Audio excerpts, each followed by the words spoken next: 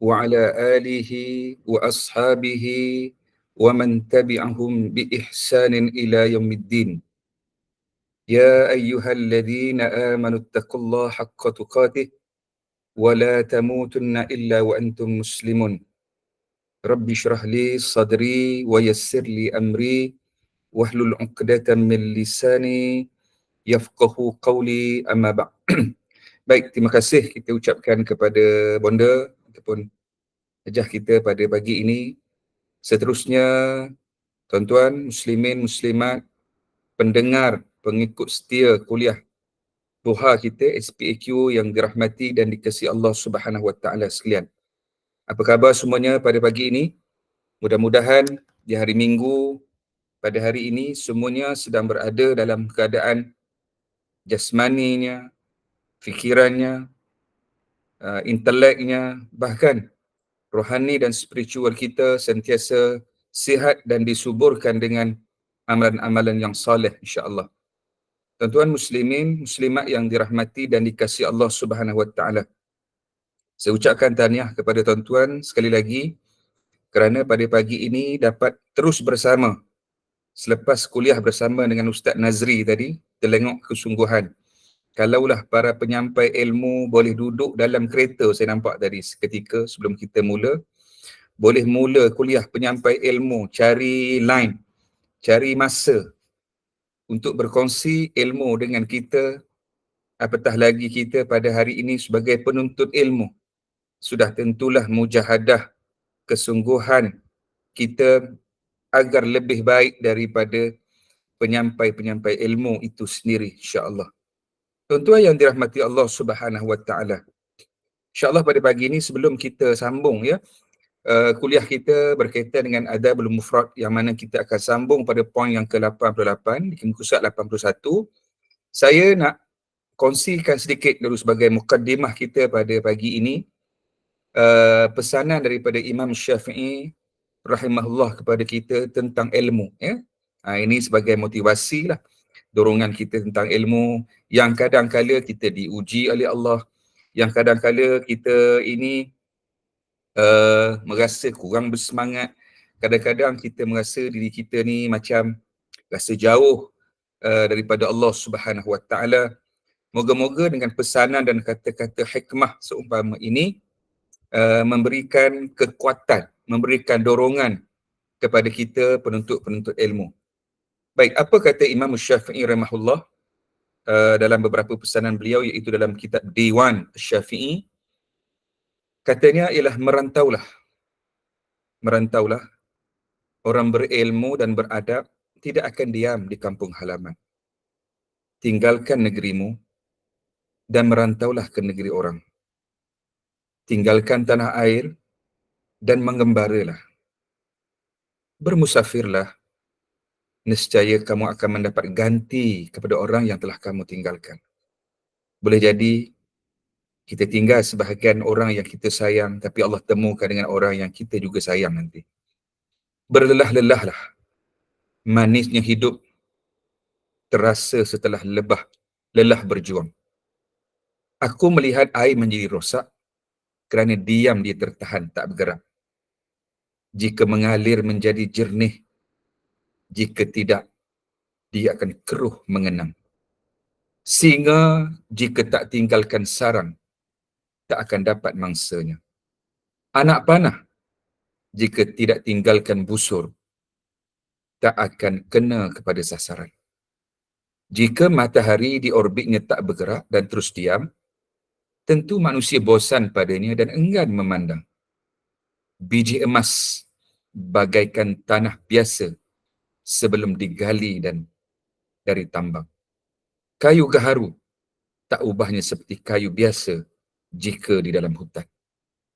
Jika engkau tinggalkan tempat kelahiranmu, engkau akan temui darjat mulia di tempat baru. Dan engkau bagaikan emas yang sudah terangkat dari tempatnya. Pergilah merantau untuk mencari kemuliaan, kerana perjalanan itu ada 5 manfaat. Pertama, menghilangkan kesedihan.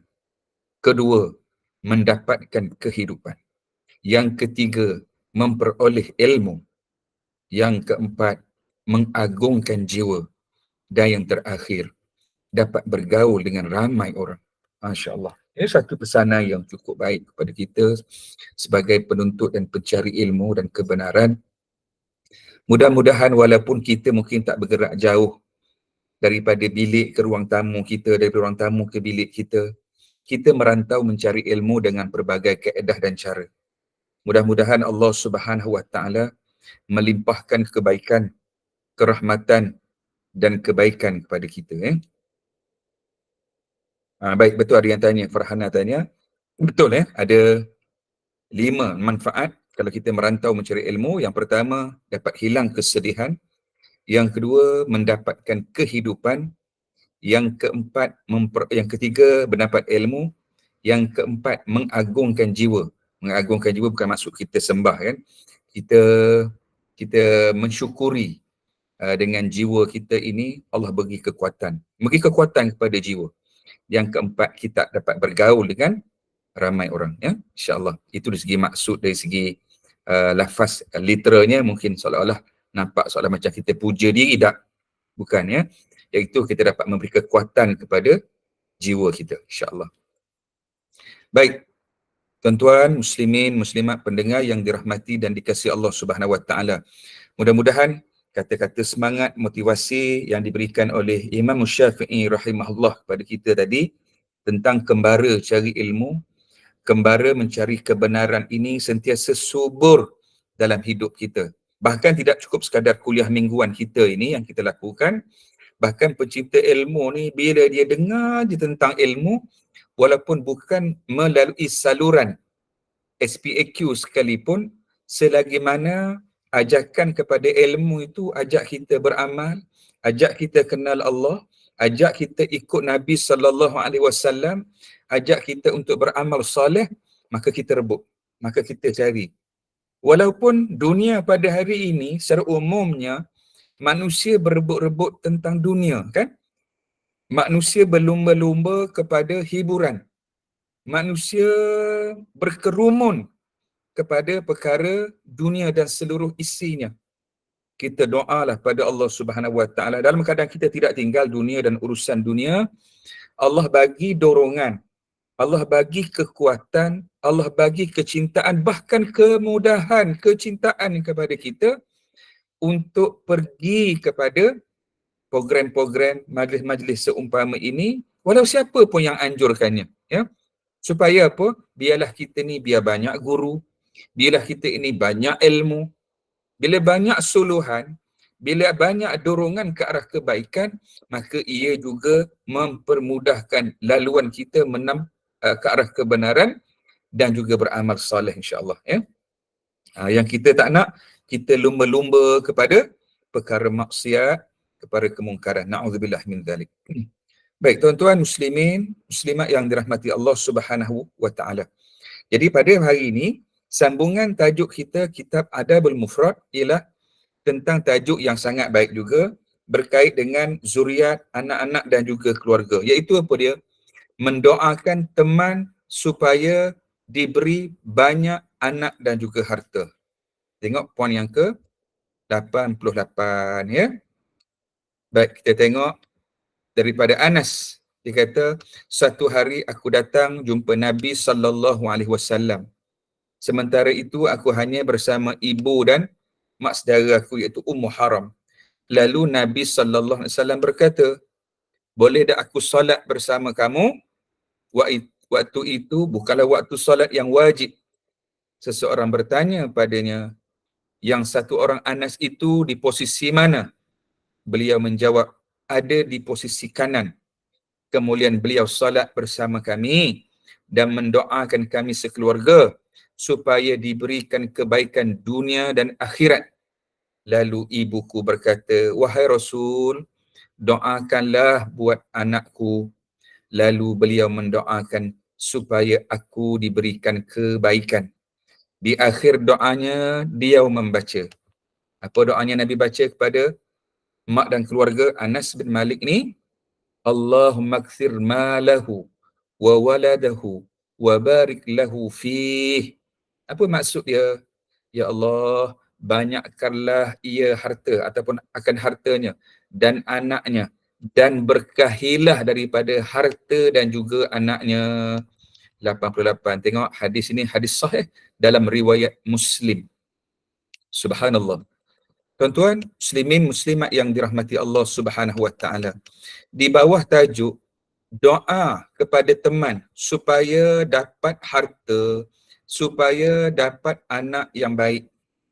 Ini satu perkara sunnah yang dianjurkan oleh Nabi kita sallallahu alaihi wasallam. Sedikit review tajuk kita yang lepas. Kita bincang bagaimana besarnya anugerah Allah, rezeki Allah beri kita anak, beri kita keluarga. Dengan itu kita akan dapat keberkahan, kita dapat kebaikan. Walaupun kita tahu anak, isteri, harta boleh jadi musuh kepada kita. Mereka ini boleh jadi fitnah kepada kita. Tapi sebagai orang Islam, sebagai orang yang beriman kepada Allah Subhanahu wa taala, kita meyakini anugerah ini sangat berharga. Tanggungjawab kita, amanah yang dibebani kepada kita ini, kita pasti akan laksanakan dengan baik, yang akhirnya anak, isteri, keluarga, harta dan seluruh yang kita miliki ini tidak akan menjadi fitnah, beban kepada kita bila mana kita datang menghadap Allah Subhanahu wa taala. Baik, berbalik kepada hadis yang kita bacakan tadi. Kalau kita tengok hadis tadi, yang pertama yang boleh kita ambil pengajaran sebelum masuk tentang doa dapat anak, harta yang baik ni, iaitu tengok Nabi sallallahu alaihi wasallam duduk dan ajak solat bersama dengan anak-anak, tuan-tuan yang dirahmati Allah. Nampak perkara kecil dalam permulaan hadis ni. Hari ni kita boleh duduk makan bersama dengan anak. Hari ni kita boleh ajak bercuti dengan anak-anak. Hari ni kita boleh bermain bersama dengan anak-anak. Betul tak tuan-tuan yang dirahmati Allah? Tetapi berapa ramai hari ni yang boleh ajak anak keluarga beribadah bersama-sama? Mengapa hari ni bila solat masing-masing? Mengapa hari ni bila baca Quran nafsi-nafsi? Tapi bila bab nak makan, mari kita kumpul semeja. Selagi tak penuh, kita tak akan makan.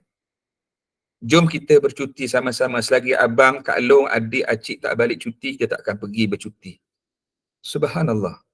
Ringkas pengajaran hadis yang pertama ini, tapi apa yang Nabi nak tunjuk kepada kita, selain pertama Nabi suka buat ibadat ni secara berjemaah, terutamanya solat, kejar pahala solat secara berjemaah. Yang kedua ialah tunjuk kasih sayang Nabi dengan anak-anak ni. Kasih sayang Nabi dengan anak. Bahkan bukan sekadar riwayat daripada Anas, riwayat daripada Abdul bin Abbas dan juga sebahagian yang lain, seringkali Nabi ni duduk sembahyang bersama dengan sebahagian sahabat, walaupun di kalangan umur mereka ini masih kecil. Malangnya, dalam masyarakat kita masih wujud, walaupun mungkin segelintir kecil, yang mereka ini tidak suka melihat anak-anak solat bersama dengan mereka. La haula wala quwwata illa billah. Bahkan saya pernah bertemu dengan beberapa tempat solat, anak-anak kecil ini diherdik. Anak-anak kecil ini dikasari. Bahkan mereka dimarahi ketika mana mereka datang ke rumah Allah, mereka merebut saf-saf di hadapan, mereka diasingkan dengan jarak yang saya kira tidak menepati kehendak Allah dan juga Rasulnya. Saya faham sebahagian besar kita mungkin terikat dengan beberapa hukum fiqh yang anak ini terbeban dengan najisnya dengan sebagainya, tetapi beberapa petunjuk dari Nabi sallallahu alaihi wasallam menunjukkan Nabi ni mesra, bahkan tidak ada halangan khusus sebenarnya bagi anak-anak yang terutamanya sudah pemumayyiz, walaupun mereka mungkin kecil, ya, walaupun mereka ini masih di umur yang kecil, tetapi Islam tunjuk dan ajar kepada kita bahawa kita kena baik, berkasih sayang dengan anak-anak kecil ni. Kalau kita tunjuk wajah bengis, kalau kita tonjolkan ketegasan tidak bertempat, alangkah malang sekiranya anak-anak kecil ini mereka menjadikan pengalaman berada di rumah Allah, di tempat semayang, satu benda yang mereka tak ingin sebagai satu benda yang baik. Kita bimbang, di tempat lain mereka diraikan, mereka disambut, mereka ini diberi peluang dan diraikan.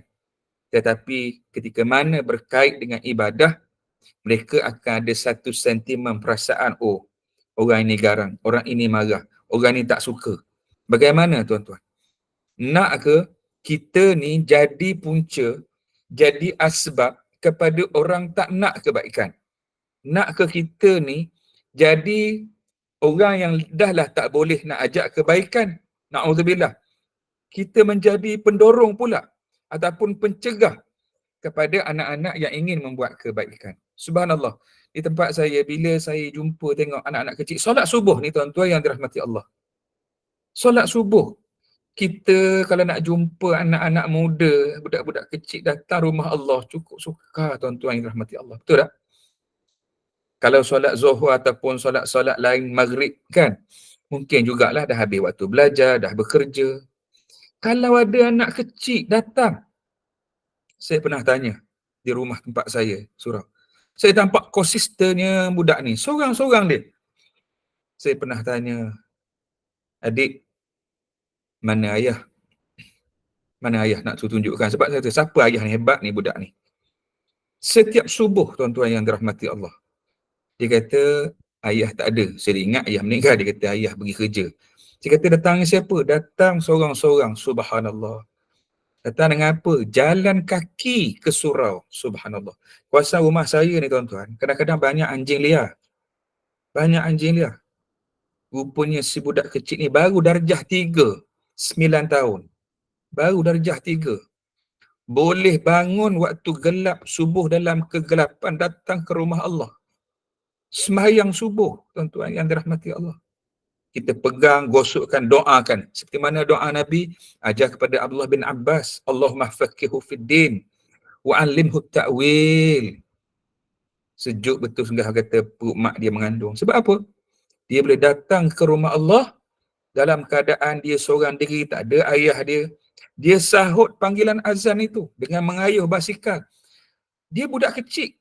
Dia budak kecil, mungkin kefahaman agama dia, mungkin tanggungjawab dia tidak terbeban seperti kita hari ini.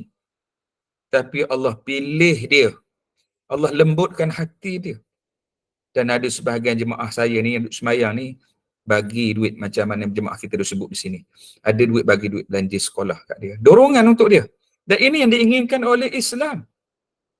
Bila datang anak-anak muda, baru ni kita dikongsikan dalam media sosial, seorang imam dan AJK, tak silap dia sama ada di Jordan, di Mesir ataupun di Palestin, imam-imam dan AJK masjid turut bersama bergurau senda, bermain dengan anak-anak di masjid. Tengok tuan-tuan, orang kita mungkin salah faham istilah bermain di masjid. Tujuan dia apa? Selepas waktu solat habis, kuliah ilmu habis, anak-anak ni dia duduk di masjid, nak hati dia terikat bergantung dengan masjid. Imam-imam melayani mereka dengan penuh kasih sayang. Subhanallah. Subhanallah. Saya masih teringat apabila Lim Joon Soo, saya pernah cerita mungkin di sini, ketika awal dia masuk Islam, seorang sahabat revert kita daripada Melaka, mula-mula dia pergi masjid, dia dihalau oleh AJK masjid kerana wajahnya orang Tionghoa, orang Cina kan. Bahkan tak ubah nama. Dikekal namanya Lim Joon Soo. Dia kata kalau ikutlah perasaan hari itu, terasa hatinya, merajuknya, kalau boleh nak murtad dah hari yang tu. Tapi Allah beri kesabaran kepada dia. Allah beri kesabaran kepada dia. Betapa salahnya tanggapan kita bila kita nilai orang tu, kita tengok dia budak. Kita tengok dia mungkin tak pakai kopiah, tak pakai jubah, tak pakai purdah, tak pakai tudung macam kita. Kita mula cepat menghukum mereka. Kita tak tahu di mana hidayah Allah boleh sampai kepada dia. Bahkan boleh jadi kedudukan dia nanti di sisi Allah jauh lebih baik. Kalau Abu Hurairah radhiyallahu anhu, saya pernah sebut dulu, dia jumpa hati dia, dia tengok budak-budak. Dia pergi jumpa budak-budak, dia kata, wahai anak-anak, doakan untuk pak cikmu ini. Dia minta doa dengan anak-anak. Dia kata, wahai Abu Hurairah, engkau meriwayatkan hadis Nabi begitu banyak. Mengapa bila mana kau jumpa kanak-kanak di masjid, engkau mendoakan? Engkau minta doa daripada mereka. Dia kata, sesungguhnya anak-anak ini belum banyak dosanya kepada Allah. Anak-anak ini masih kecil, dosanya belum banyak kepada Allah. boleh jadi doa mereka itu lebih mustajab berbanding doa aku sendiri. Aku sudah tua, banyaknya dosa aku kepada Allah Subhanahu wa taala. Subhanallah, tuan-tuan. Begitulah sikap orang beriman pada hari ini. Tidak mudah untuk menghukum seseorang berdasarkan apa yang kita boleh tangkap dengan pandangan zahir kita. Ya? Sebab itu berlaku baik dah, bersangka baiklah kepada Allah dan juga orang-orang yang berada di sekeliling kita.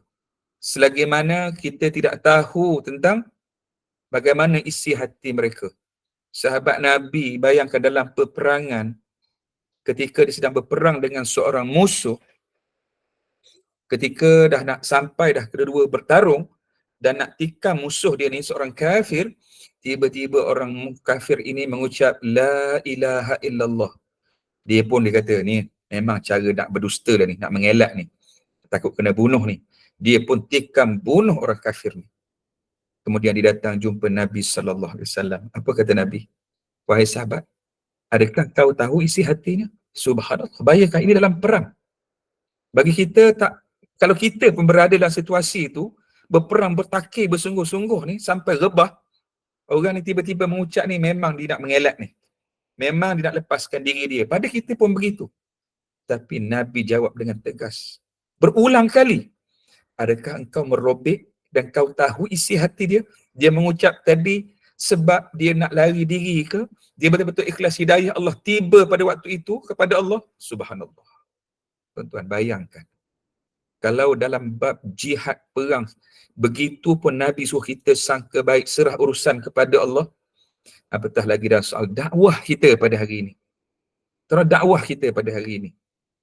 Kan? Bila anak-anak, kita dah baca hadis dulu. Macam mana cucu Nabi naik atas badan Nabi ketika Nabi SAW beribadat.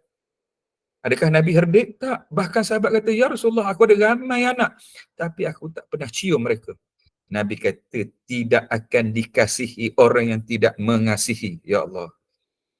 Jadi tuan-tuan yang dirahmati Allah Subhanahu wa taala, lihatlah bagaimana contoh teladan Nabi. Apabila Nabi jumpa dengan anak-anak, kemesraan Nabi tunjukkan juga dalam perkara ibadah. Nabi pun jadi salat di mana? Nabi bawa dia duduk di posisi kanannya, dekat dengan Nabi. Saya pernah tengok ada orang tarik, dah pernah viral di Malaysia, kau ingat tak? Beberapa bulan yang lalu ataupun tahun yang lalu, kes ada budak yang ditarik, yang direntap tempatnya di saf hadapan. Hari ni kadang-kadang budak keliru. Dalam agama diajar untuk berebut saf di hadapan.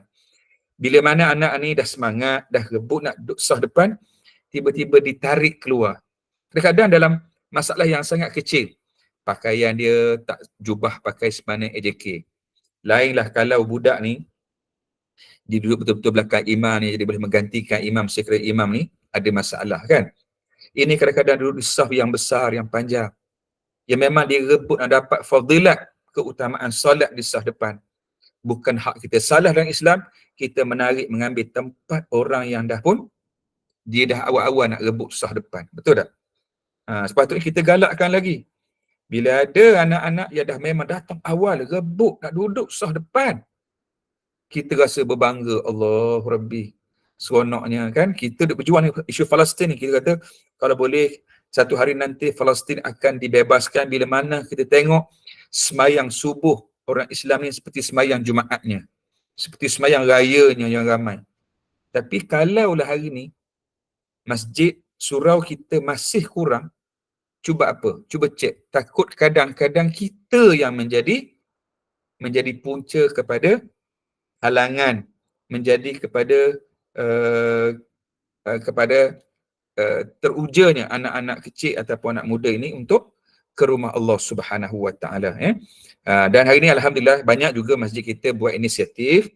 Contohnya dulu saya belajar UAE dulu, ada pelajar-pelajar UAE sementara semayang tarawih, ada anak-anak pelajar yang tak bersolat, contohnya diraikan anak-anak ibu bapa yang bawa anak ini supaya diraikan supaya mak ayah boleh konsentrate dan beribadah. Yang paling penting mak ayah ni kalau nak bawa anak-anak pun kalau boleh sebaiknya pun kalau boleh pun daripada kecil yang juga boleh kita didik dan tarbiyah mereka ini supaya dalam keadaan behave, dalam keadaan mereka ini boleh dengar. Alhamdulillah, saya bukan kata nak mengangkat sesiapa pun, Tetapi setakat ini kita bawa anak saya umur 5 ke 6 tahun.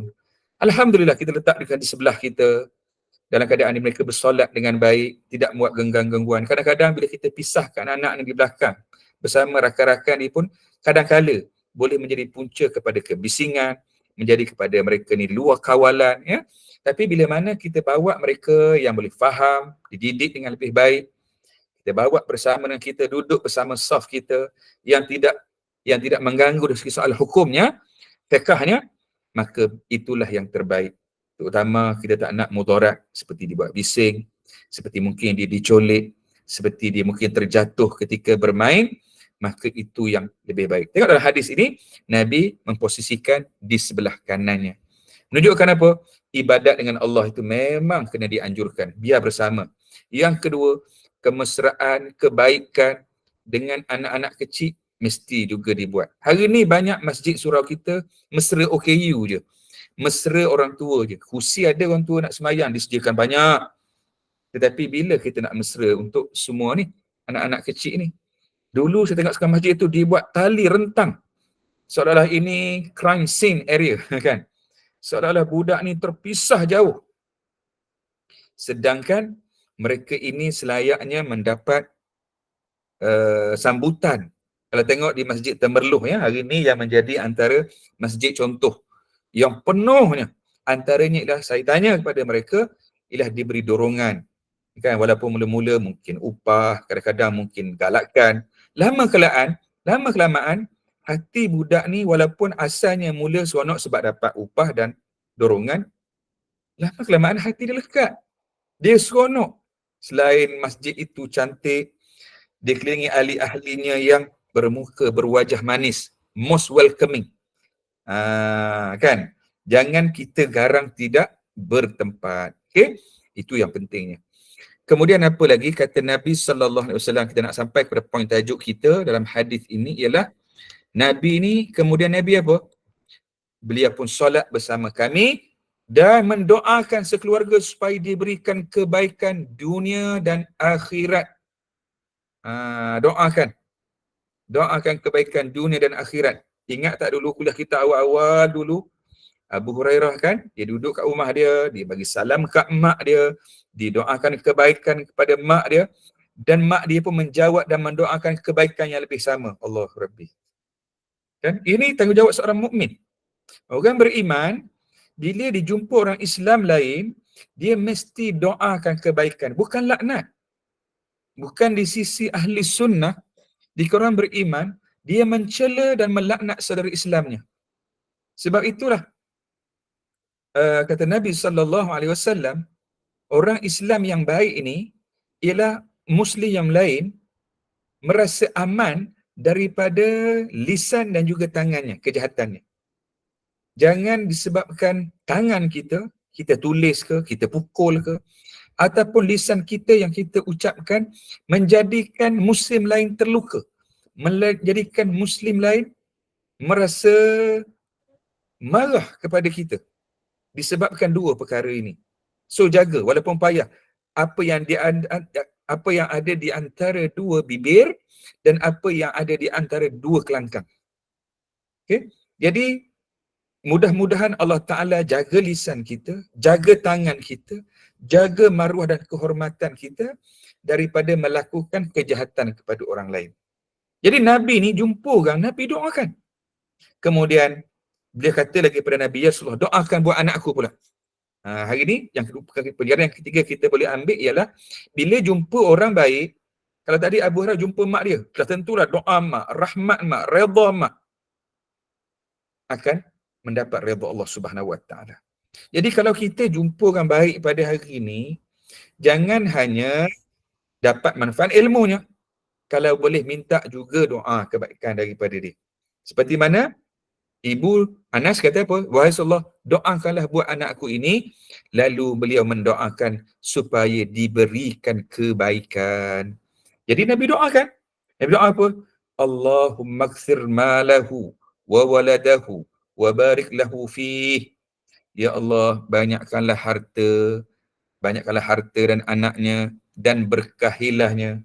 Berkahlah harta dia, berkahilah anak-anak dia. Itu doa dia.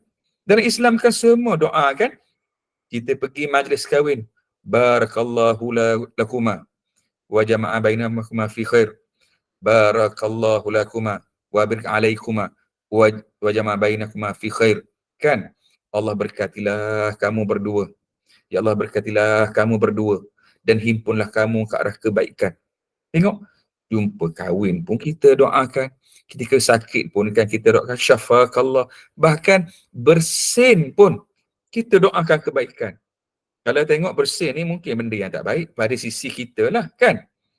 Kita nampak bersin ni keluar mungkin virus ke apa, tapi tengok cantik dan indahnya Islam ni, sampaikan saudara Islam kita bersin pun kita doakan kebaikan untuk dia. Dengan syarat orang bersin tu sebutlah alhamdulillah. Kan barulah kita doa yarhamukallah. Semoga Allah merahmati kamu. Subhanallah. Jadi bila kita jumpa saudara kita, jumpa keluarga kita, kita doakan. Barakallahu fiik. Tuan-tuan, lazimi dengan perkataan ni, doa ini. Walaupun simple ya.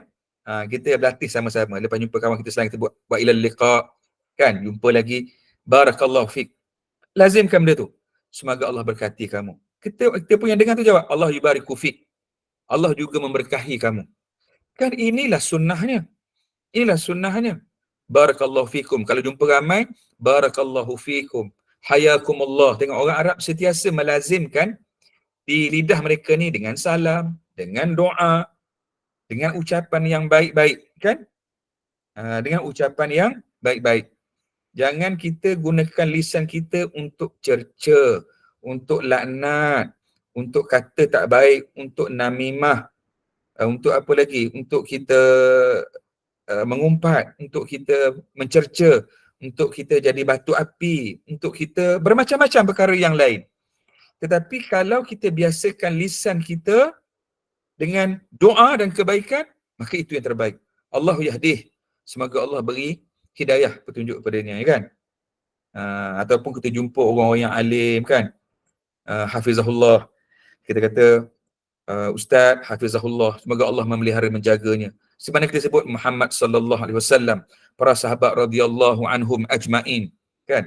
Sebagaimana kita sebut Imam Syafi'i rahimahullah. Tengok, sentiasa sebut tentang rahmat, keberkatan Allah sentiasa dengan. Mudah-mudahan ucapan baik yang kita berikan kepada saudara kita, ianya akan balik kepada kita jua akhirnya, kan? Tapi ini satu benda yang payah. Sebab apa? Sebab kita dah terlatih pada hari ini untuk mungkin, na'udzubillah, mungkin untuk berburuk sangka. Untuk kita merasakan kita lebih baik daripada mereka. Untuk kita merasakan bahawa mereka tidak berhak mendapat doa kita. Na'udzubillah min zalik. Tuan-tuan, doa senjata mukmin. Doa senjata mukmin. Kita doa untuk diri kita. Kita doa untuk kedua ibu bapa kita. Tapi jangan lupa juga doa untuk keluarga kita. Kan, doa untuk anak-anak kita, doa untuk orang yang meminta doa kebaikan daripada kita, insya-Allah. Jadi ini di antara perkara yang kita belajar dalam hadis yang ringkas ini tentang keutamaan beribadah secara berjemaah, kemudian menyantuni, melayani, mengasihi anak-anak kecil dengan baik, kerana ada kebaikan di sisi mereka. Dan yang ketiga ialah iaitu kita sentiasa mendoakan kebaikan. Sebab itu kita pernah ulas dulu kenapa Nabi Allah Zakaria bila dengar tentang kisah Maryam yang dapat nikmat yang banyak, dapat makanan yang istimewa daripada Allah kerana dia wanita salihat. Bila dia tengok benda tu, dia doa kebaikan untuk Maryam dan dia doa untuk diri dia. Kan? Itu sepatutnya sikap orang Islam bila tengok satu kebaikan tentang orang lain. Yang pertama, jangan kita hasad. Banyak orang bila tengok kelebihan dan kebaikan orang, pertama dia hasad dulu. Jangan, dia cemburu dulu. Dia iri hati, jangan. Yang pertama itu rezeki Allah, dan kita berdoa, ya Allah, murahnya rezeki dia, ya Allah. Mungkin baiknya dia padamu, ya Allah. Ya Allah, rezekikan aku seperti dia dan lebih banyak daripada itu, ya Allah. Kan bagus? Kan? Supaya aku ni boleh buat baik lebih lagi daripada dia. Itu doa kita. Ya? Sebab dulu saya pernah ulas tentang ada 4 kategori manusia yang hidup atas dunia ni. Kan? Kalau Allah tak beri kita dengan harta dan ilmu, Dengan dua jalan itu kita dapat meraih syurga Allah. Kita menjadi golongan yang kedua yang berharap Allah bagi kita harta seperti mana orang yang baik tadi itu bersedekah.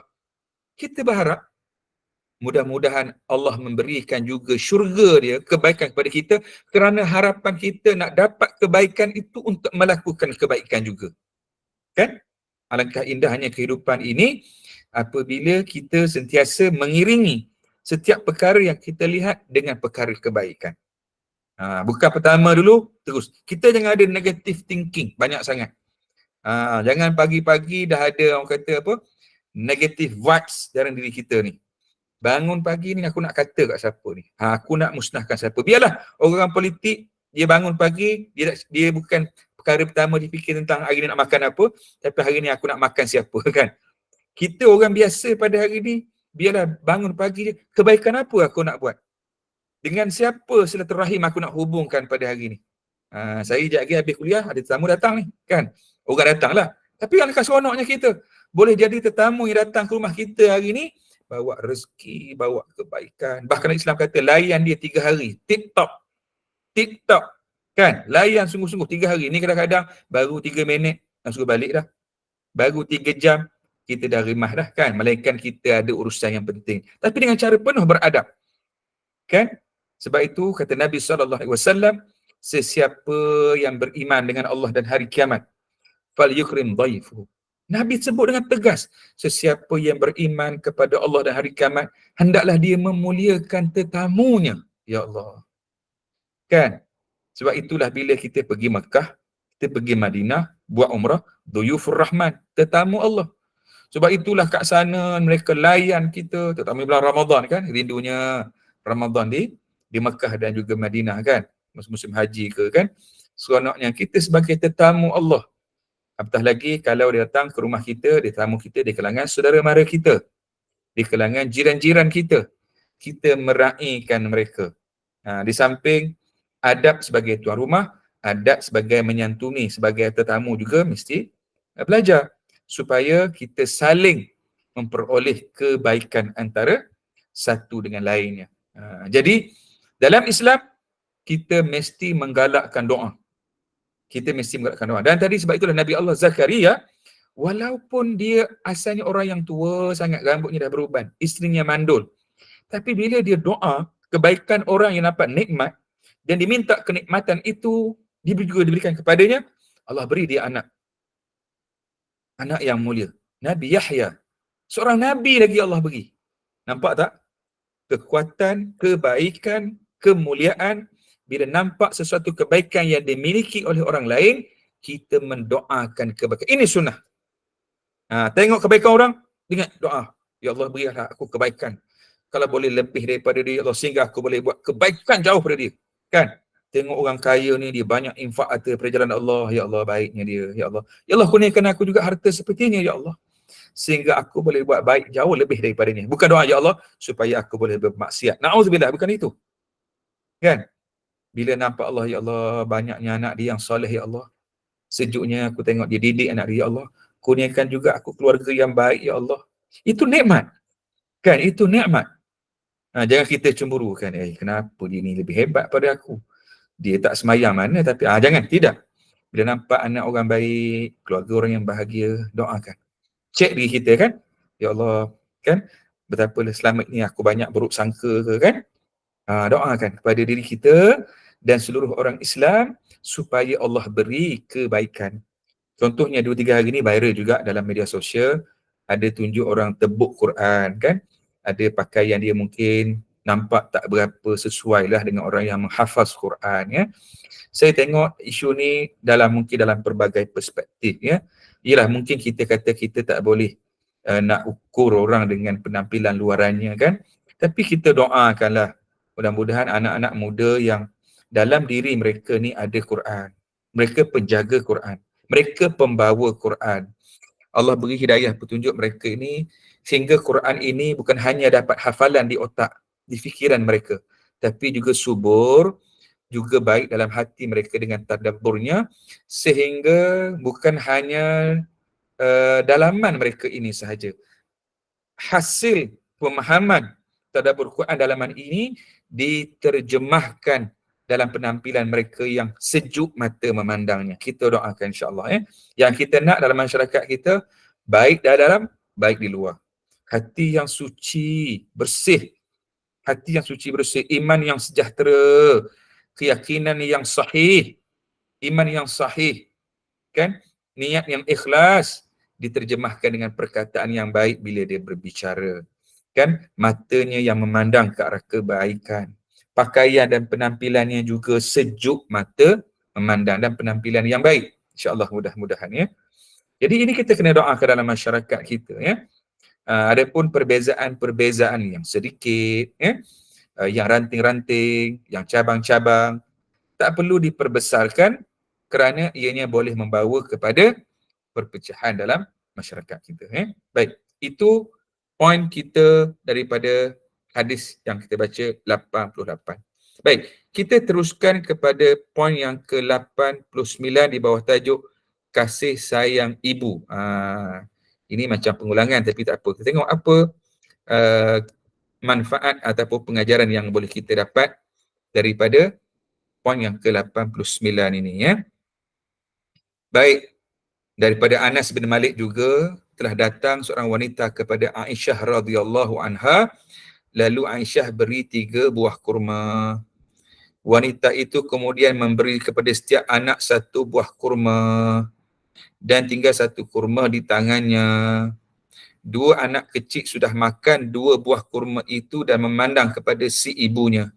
Si ibunya lalu membelah yang 1 kurma itu menjadi 2 dan memberi kepada kedua-dua anak itu separuh-separuh. Setelah Nabi datang, Aisyah ceritakan perkara itu. Lalu apa kata Nabi? Allah, banyak kali dah saya baca hadis ni tapi cukup mengesankan Kata Nabi apa dia? Wa ma yu'jibuka minha laqad rahimahullahu bi rahmatiha sayyibaha sabiyaha. Apa kata Nabi? Apakah yang membuatkan kamu takjub pada kejadian itu? Sungguh Allah telah memberi rahmatnya kepada si ibu itu atas kasih sayangnya kepada 2 anak kecilnya itu. Subhanallah. Hadis ini juga sahih dalam riwayat Muslim dalam bab al-bir, bab kebaikan, dan juga dalam riwayat Hakim. Allah berapa. Tuan-tuan yang dirahmati Allah. Tengok semitah lalu tajuk yang ke-89 ini seolah-olah tajuk ni kena berbakti buat mak pada mak ayah seperti mana hadis kita yang awal dulu kuliah kita kan. Tapi hadis ini sebenarnya banyak pengajaran yang baru yang boleh kita ambil. Yang pertama ialah di bawah tajuk ini kisah pengorbanan kebaikan Aisyah radhiyallahu anha itu sendiri. Sebagai riwayat cerita di rumah Aisyah ni pun tak banyak makanan. Tak banyak. Ini disebutkan sebagai ithar. Dalam Islam disebut sebagai ithar. Berdasarkan ayat Quran, wa yu'thiruna ala anfusihim walau kana bihim khasasah. Mereka itu yang memberikan pengorbanan yang lebih walaupun terpaksa mengorbankan kepentingan diri. Rumah Nabi, rumah Aisyah tak banyak makanan. Bahkan riwayat cerita ada ketikanya sehingga berpuluh-puluh hari rumah Nabi dapurnya tak berasap. Allah Rabbi. Dan Nabi dan Aisyah tidak pernah makan daripada roti yang baik. Kenapa? Kerana Nabi tidak mampu? Tidak. Tapi nak bagi tunjuk pada dalam makan benda-benda lain sangat bersederhana. Kan? Nabi sendiri banyak terima hadiah, sedekah, kadang-kadang orang bagi. Nabi tidak ambil untuk dirinya, diberikan kepada fakir miskin. Dan dia diikuti oleh para sahabat yang lain. Aisyah satu hari bila datang seorang perempuan yang meminta makanan dengan 2 orang anak dia. Yang ada di rumah Aisyah di cerita kepada Nabi, rumah kita ada ni je dan aku beri semuanya. Allah Rabbi. Ini kita ingat bagaimana kisah beberapa orang sahabat dalam peperangan Mu'tah, kalau tak silap saya, antaranya Ikrimah, anaknya Abu Jahal yang dah masuk Islam. Ketika dia dalam keadaan cedera parah dalam peperangan itu, dia sangat dahagakan air. Dia minta air itu sampai kepada dia dalam keadaan sangat haus. Tapi bila dia dengar Al-Harith, sebagian sahabat lain juga minta air, berilah kepada orang lain dulu, dia kata. Walhal pada waktu itu dia sangat memerlukan air, nak meninggal dah. Ketika sahabat yang kedua, dia nak minum air, dia dengar rintihan, kedahagaan, kehausan sahabat yang lain, minta diberikan kepada sahabat yang ketiga. Bila dibawa kepada sahabat yang ketiga, dia dengar sekali lagi. Sahabat Nabi Ikrimah minta. Bila dibawa, akhirnya Ikrimah sudah pun wafat. Dan dibawa kepada semula kepada orang yang kedua, Al-Harithah, juga sudah pun wafat. Allah Rabbi. Lihatlah bagaimana pengorbanan, seperti mana kita lihat dalam peristiwa hijrah Ansar dan Muhajirin, pengorbanan dalam perkara dunia yang besar yang ditunjukkan, perlu kita latih, perlu kita suburkan dalam masyarakat kita pada hari ini. Beri yang apa yang kita sayang. Beri apa yang kita sayang. Bukan beri apa yang lebih daripada kita. Ini cukup sukar pada hari ini untuk kita latih di kita. Aisyah, benda yang ada di rumah dia diberikan kepada si ibu ni, itu pengajaran pertama. Banyak membuat kebaikan dan mengorbankan kepentingan diri. Yang kedua ialah tentang kasih sayang seorang ibu. Bila Aisyah bagi 3 biji kurma, dia dah bagi 2 biji untuk anak dia, tinggal 1 bahagian untuk dia. Tapi tengok kasih sayang seorang mak ni. Bila anak dia dah habiskan 2 biji tamar itu, dia melihat anak dia masih melihat dengan wajah kasih sayang dan pengharapan ada lagi makanan untuk dia. Akhirnya mak ni, yang bahagian dia yang sebiji itu, dipotongnya menjadi 2 bahagian, diberinya juga kepada kedua-dua anaknya. Subhanallah. Subhanallah.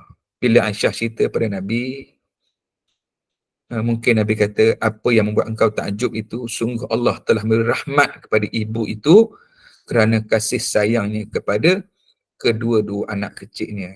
Kita mak-mak hari ini, saya yakin dan percaya sudah banyak dah pengorbanan kita kan. Sudah banyak dah kita dalam mengandungkan mereka, melahirkan mereka, menyusukan mereka, membesarkan mereka. Tetapi walaupun sudah situ banyak pengorbanannya, tetapi dalam hadis ini menganjurkan kita supaya mengorbankan lagi kan, apa kepentingan yang ada. Tak dinafikan hari ini, subhanallah, banyaknya pengorbanan seorang ibu yang diberikan sehingga hilang kepentingan dirinya. Sebab itu kita tengok dalam satu kisah, dalam kisah Ashabul Ukhdud.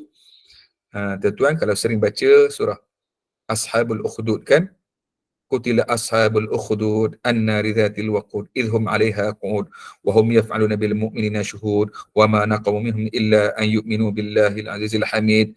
Al-ayah. Ayat itu tentang ahli-ahli ataupun orang-orang yang dihumbankan ke dalam parit ashabul ukhdud. Antara salah seorang yang dihumbankan dalam parit itu ialah seorang wanita yang menggendong babynya, bayi kecilnya kan. Dan perempuan ni teragak-agak sebab penguasa pada waktu itu, pemerintah yang zalim pada waktu itu, siapa yang tak kembali kepada agama asal, yang tidak murtad, akan dibuang, dicampak dalam parit yang penuh dengan api. Seketika perempuan ni dia takut. Dia bukan takut, dia taraddud, dia terpingga-pingga, dia berbelah bagi nak terjun ke tak ni sebab sayang anak dia ni, sebab sayang baby ni. Untuk diri dia kalau tak ada baby mungkin dia terus terjun. Tapi bila mana anak ini tiba-tiba Allah Ta'ala dengan izin Allah, dia bercakap, dia sebut pada mak dia, isbiri ya umma innaki 'alal haqq. Sabarlah mak, sesungguhnya mak dalam kebenaran. Kejun dia, bawa aku sekali ya Allah. Kan? Seorang mak tak sanggup kan? Tak sanggup. Bukan hanya nak lukakan. Kalau hari ni mungkin seekor nyamuk gigit pun, kalau dia nak ligan nyamuk tu kan. Sayangnya kepada seorang anak. Tapi nak kisah ni bagaimana ibu ni iman dia kukuh dah. Dia nak terjun dalam api, tapi oleh kerana anak dia kata, tiba-tiba Allah bagi, ini mukjizat Allah Ta'ala ataupun satu karamah yang luar biasa yang Allah bagi, menunjukkan contoh 4 bayi atas dunia termasuk kisah Ashabul Ukhdud ini yang boleh bercakap. Selain kisah Juraij, ingat tak dulu yang kita kisahkan seorang lelaki yang kuat ibadatnya tapi dia tak sanggup, dia tak sahut panggilan mak dia, sehingga kan budak anak zina daripada perempuan pelacur itu bercakap, kata Juraij bukan bapa kepada pelacur ini kan, bapa ataupun suami kepada anak zina yang dilahirkan. Yang kedua kisah Nabi Isa AS yang berbicara daripada buayan. kemudian kisah dalam Nabi Yusuf alaihi salam, dan ini dalam riwayat disebutkan bayi yang keempat dalam peristiwa Ashabul Ukhdud yang bercakap dengan mak dia, meneguhkan keyakinan iman mak dia supaya terjun juga bersama dengan dia, dan mereka ahli syurga. Mereka ahli syurga. Jadi pengajaran yang boleh kita ambil, sahabat-sahabat mukminin mukminat yang dirahmati Allah Subhanahu wa taala, ialah yang pertama, kita dianjurkan menolong selain mendoakan, memberi pengorbanan apa yang kita miliki. Apa yang kita miliki ini pengorbanan yang cukup besar. Dan Aisyah tunjukkan. Dan ini mengingatkan saya pada satu kisah juga tuan-tuan, sebelum kita tutup kuliah kita pada poin kasih sayang ibu ni. Yang kita boleh ambil ialah kisahnya seorang isteri kepada seorang sahabat yang bernama Sa'id bin Amir Al-Jumahi. Seorang sahabat Nabi yang bernama Sa'id bin Amir Al-Jumahi. Dia dulu masuk Islam sebab dia tengok seorang sahabat Nabi diseksa dan dibunuh yang bernama Khubayb bin Adi. Kemudian apa dia? Bila kemudian di pada zaman Sayyidina Umar, suami dia iaitu Sa'id bin Amir Al-Jumahi radhiyallahu anhu ini dilantik menjadi gubernur. Dia hidup dengan sangat sederhana.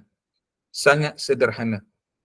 Dia sebagai gubernur, dia tak ambil gaji, dia hidup dalam keadaan biasa. Sehinggalah satu ketika datang rombongan, dia menjadi gubernur di Baghdad ataupun di Kufah, di Iraq pada waktu itu. Umar memerintahkan petugas-petugasnya menghantar senarai nama di kalangan orang-orang miskin di Iraq. Kemudian dalam susunan nama yang Umar perhatikan itu, tercatat nama Sa'id bin Amir Al-Jumahi. Tercatat nama, gubernur dilantik. Umar bertanya, kenapa nama ni termasuk orang-orang asnaf ni, orang miskin, fuqara wal masakin, sedangkan aku lantik jadi gubernur, dah ada gaji, ada allowance. Kata orang yang mendaftarkan nama dia, kata sesungguhnya kami melihat rumah dia banyak kali dah tak berasap, tak masak. Zaman dulu, kalau tak masak, tak berasap, memang tak ada duit. Seperti mana Nabi dan Aisyah, banyak makan sederhana je kan, makan tamar, makan roti yang ada, tak masak. Kita hari ni hari-hari masak. Masak pagi, masak tengah hari, masak petang kan. Cukupnya kita. Tak cukup tu makan luar lagi. Kan, order pula kan. Subhanallah. Bersyukurnya kita tuan-tuan dengan nikmat yang Allah Ta'ala bagi kan. Jadi bila Umar, dia rasa sedih sangat. Sebab dia tahu kawan dia ni orang yang memang sederhana dalam kehidupan dia. Umar kata, nak ambil 1,000 dinar ni, pergi hantar kat rumah dia. Pergi bagi kat dia. Jadi wakil ni bila bawa balik duit ni kembali ke Baghdad, bawa ke rumah. Bila sampai ke rumah Sa'id ni, orang bagi 1,000 dinar, ungkapan yang pertama terbit dari mulut dia ialah inna lillahi wa inna ilaihi raji'un. Ya Allah tuan-tuan, kita dapat 1,000 dinar takkan nak ucap macam tu. Sujud syukur kita mungkin berkali-kali ni, kan? Rezeki ni kan. Bila isteri dia dengar, dia kata, wahai suamiku, adakah dapat berita daripada Mekah, daripada Madinah, kematian khalifah ke? Tak. Dia kata berita yang lebih besar daripada itu. Berita lagi besar. Apa dia? Dia kata telah datang dunia akan merosakkan akhirat kita. Telah datang dunia akan merosakkan akhirat kita. Itu kata Sa'id dapat 1,000 dinar. Belah dia sangat memerlukan. Dia sangat memerlukan. Kalau begitu isteri dia kata, kalau isteri lah kan. Setengah-setengah isteri tak semua lah kan. Alah bang, bila lagi nak dapat duit banyak ni, jomlah shopping, bawa saya jalan-jalan. Inilah peluangnya. Apa kata isteri Sa'id Amir Al-Jumahi ini? Baiklah sama-sama kita membahagikan duit ini kepada fakir miskin. Ya Allah, ya Allah. Ini contoh isteri sebenarnya Aisyah radhiyallahu anha. Isteri Sa'id kata, jom kita sama-sama membahagikan 1,000 dinar ini kepada orang yang lebih memerlukan daripada kita. Ya Allah. Tuan-tuan yang dirahmati Allah. Betapa jauhnya kita kan. Bila kita baca kisah-kisah para salafus salih. Kan? Kita kadang-kadang buat bandingan di tempat kita. Kita buat bandingan orang yang ada di Palestin. Kita rasa macam jauh tuan-tuan ya. Ujian ya. Tapi bila kita baca kisah-kisah Allah Rabbi, betapa syurga Allah itu sangat merindukan orang yang melakukan pengorbanan seperti ini. Ya Allah, kurniakanlah kepada kami semua, Ya Allah, kemudahan untuk mengambil manfaat, mengambil pengajaran, kisah-kisah yang kami belajar ini, Ya Allah, supaya boleh diterjemahkan dalam kehidupan kami semua, Ya Allah, sehingga kami juga mendapat peluang meraih keampunan, rahmat dan syurga-Mu, Ya Allah, ke atas kami, insya-Allah. Jadi sebenarnya kisah Sa'id bin Amir Jummah ni panjang, oleh kerana masa kita tidak mengizinkan kita, dah ada seminit 2 lagi. InsyaAllah dalam pertemuan kita yang akan datang, kita akan sambung kisah Sa'id dan juga sahabat-sahabat yang lain yang mulia ini, di mana pengorbanan yang mereka tunjukkan dalam nak meraih redha, dalam nak meraih keampunan, dalam nak meraih rahmat dan syurga Allah, sewajarnya kita contohi dan kita ambil pengajarannya, insya-Allah. Mudah-mudahan perkongsian pengajian kita pada pagi ini sesuatu yang bermanfaat, sesuatu yang boleh menjadi satu bekal yang cukup berharga pada diri kita semua, insya-Allah. Kita doakan. Sekian dulu pada pertemuan kita pada pagi ini. Mudah-mudahan kita beroleh kebaikan dan manfaatnya. Segala yang baik itu daripada Allah Subhanahu Wa Taala. Segala kekurangan kelemahan itu daripada diri saya sendiri. InsyaAllah minggu depan ataupun minggu-minggu yang lain, kita akan sambung di bawah tajuk iaitu mencium anak kecil, insyaAllah. Untuk itu, saya serahkan kembali kepada penopah kita, insyaAllah. Alhamdulillah.